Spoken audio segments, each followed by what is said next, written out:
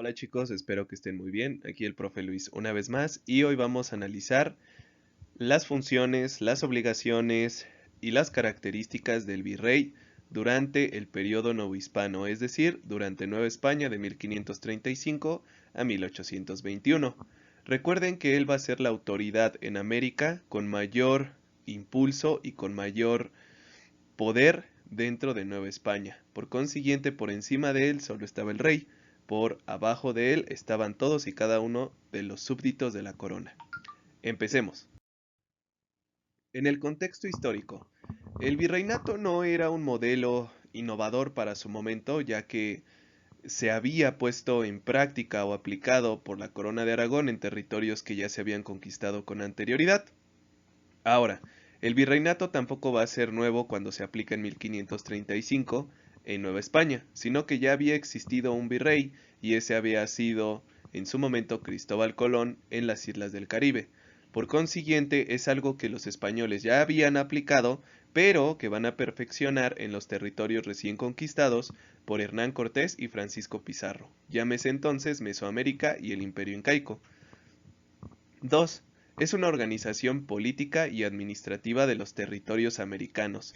Es decir, hay una estructura que establece funcionarios y servidores burocráticos y públicos, pero que también es encargada de administrar las riquezas naturales, los tributos, los reales y por supuesto la división territorial de los nuevos espacios americanos. También hay que tener en cuenta que llega formalmente a Nueva España en 1535 con Antonio de Mendoza, el primer virrey. Hay que recordar que ya con las reales audiencias que se habían realizado con anterioridad, ya existía un intento de establecer el virreinato, pero desafortunadamente no se puede establecer con claridad. Ahora, hablemos de las atribuciones del virrey. Primero tenemos que entender de dónde viene el concepto virrey. Virrey viene del concepto castellano vicerrey, que quiere decir en lugar del rey. Ahora, dentro de las atribuciones principales era cuidar los intereses reales. Estos intereses reales eran territoriales, eran económicos, eran políticos y eran sociales. Por consiguiente, el virrey va a tener esas cuatro atribuciones dentro de su ámbito de poder: social, económico, político y militar o geográfico. En un principio, el cargo recaía en un hombre o en un hombre con experiencia militar, pero que en su momento también pertenecía a la nobleza española. Por consiguiente, los primeros virreyes eran leales al 100% al rey y específicamente nobles. Con eso el rey se aseguraba dos cosas. Primero, la buena eficiencia en el manejo y administración de los recursos de América, y la segunda, una buena administración militar que corresponda a los intereses del rey. En el siglo XVIII se cambia este postulado y se prefiere entonces a hombres letrados que sean de clase media. Se preguntarán, profesor, ¿por qué? ¿Qué pasó? Bueno, lo que pasa aquí, y que va a ser la explicación más adelante, es que durante el virreinato existieron dos casas o dos dinastías de gobierno. Primero estuvieron los Habsburgo y después estuvieron los Borbones. Los Habsburgo estuvieron del siglo XVI hasta el siglo XVIII.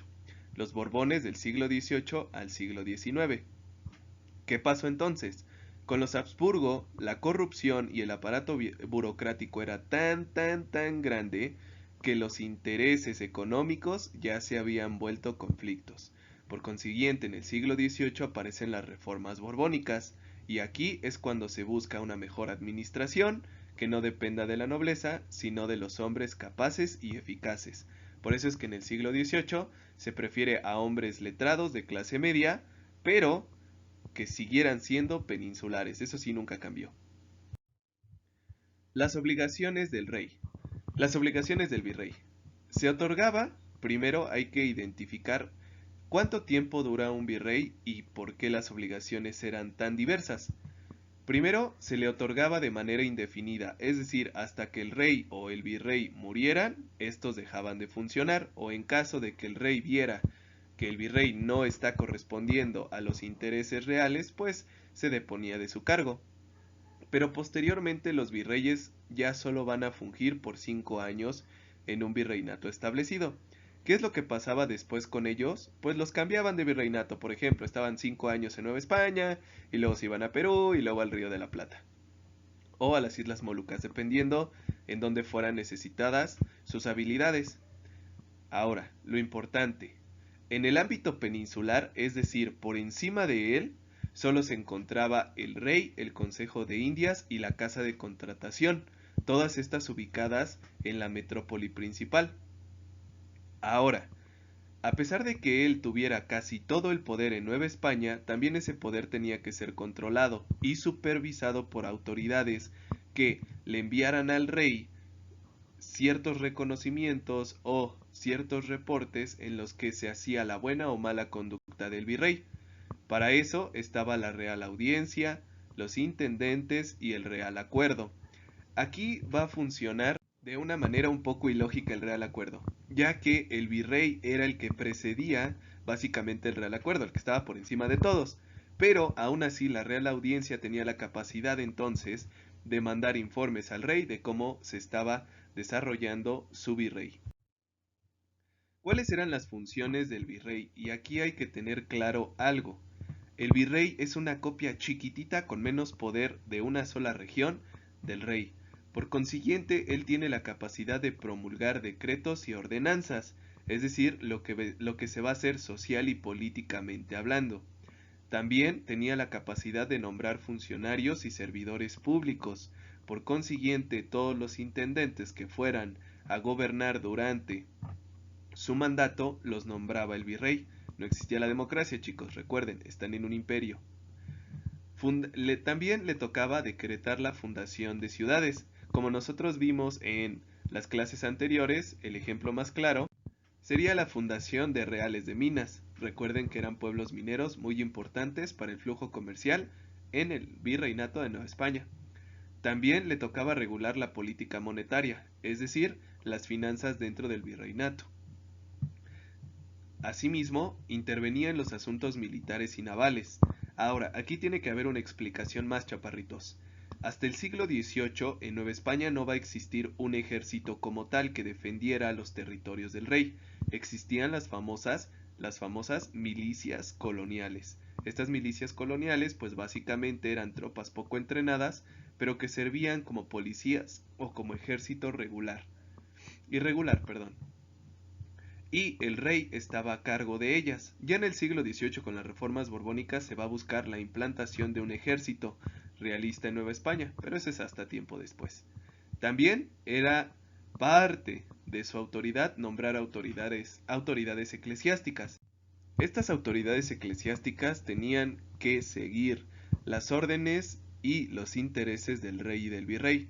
Aquí es muy importante la historia, hijos, porque por eso es que los frailes franciscanos siempre tuvieron muchísima importancia dentro del territorio novohispano, ya que ellos se adecuaban a los intereses del virrey y del rey para poder funcionar dentro del territorio novohispano, cosa diferente con la compañía de jesuitas que va a ser expulsada a mediados del siglo XVIII por no obedecer los intereses del rey.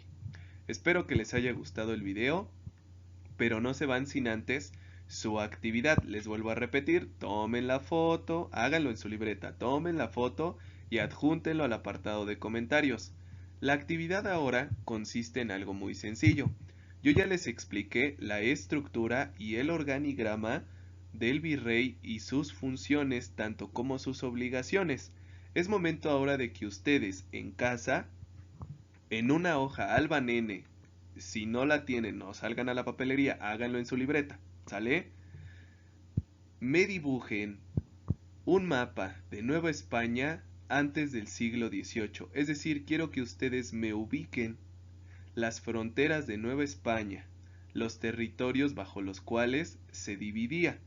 ¿Dónde pueden encontrar este mapa? En su buscador de preferencia, se van a imágenes, mapa de Nueva España antes del siglo XVIII y ahí está. Lo único que tienen que hacer es transcribirlo, más bien calcarlo. Hasta luego, chaparritos, cuídense mucho.